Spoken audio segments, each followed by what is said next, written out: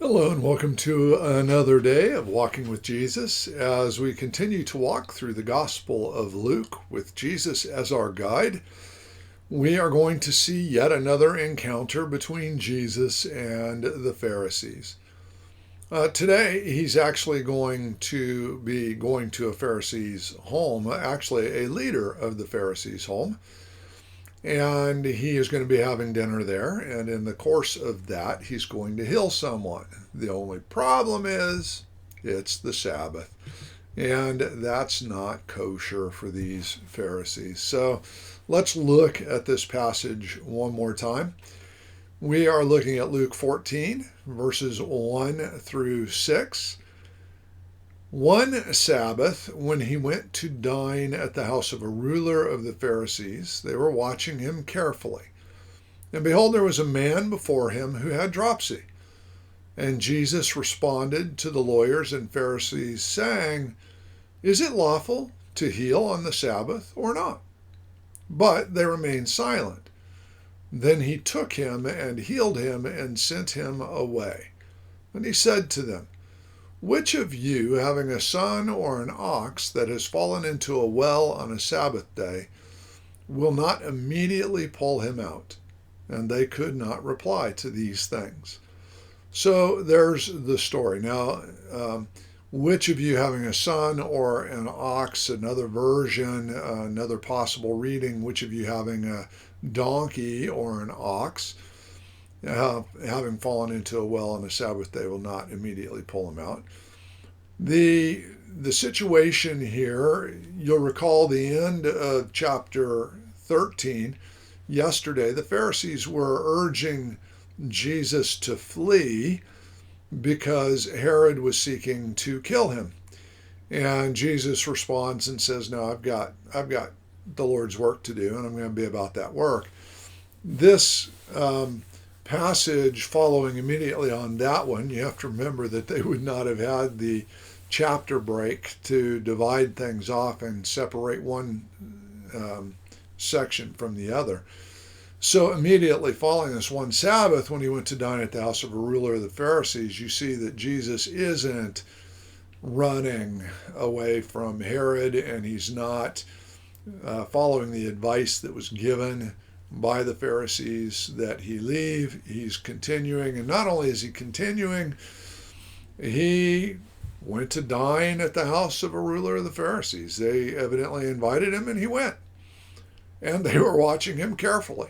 They were watching him carefully because what? They wanted to trick him. They wanted to trap him. They wanted to see how he was going to break the law yet again. Or they were expecting him to do something to throw them off guard. I mean, who knows? Anyway, it's also quite possible, verse 2, and behold, there was before him a man who had dropsy. Well, how did this man who had dropsy end up in the Pharisees' house in front of Jesus? It sounds like a setup to me, especially when you consider that dropsy is a disease that was considered by the ancient Jewish world as a punishment for sin. So no Pharisee and no leader of the Pharisees is going to invite a sinner into his home to have dinner. So if Jesus is there and this man who has dropsy is there in front of him, this is because the Pharisees have brought him there to trap Jesus into doing something wrong, which we know is also a follow-up comment or a way, because Jesus actually asked them, "Is it lawful to heal on the Sabbath or not?" I mean, they could have said immediately that, yeah, it is lawful to heal on the Sabbath under these circumstances, or no, it is never lawful to heal on the Sabbath because of these reasons.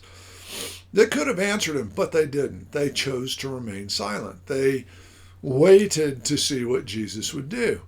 And Jesus took the man and healed him and sent him away. And then he turns to them and he says, "Look, Which of you, if you had a son or an ox, or if you had a donkey or an ox that had fallen into a well on the Sabbath day, you would not immediately pull him out? In other words, you would save him, right?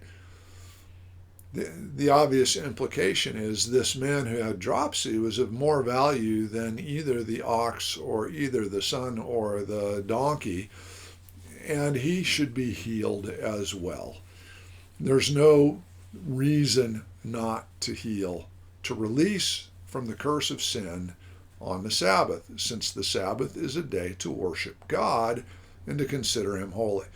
So here's Jesus once again meeting the Pharisees head on in their environment, in their context, and he is telling them, look, you've drawn a lot of rules and a lot of regulations around what can and cannot be done on the Sabbath day, and you have done that in order to worship the Lord, in order to make sure that you do what is right and honorable before him.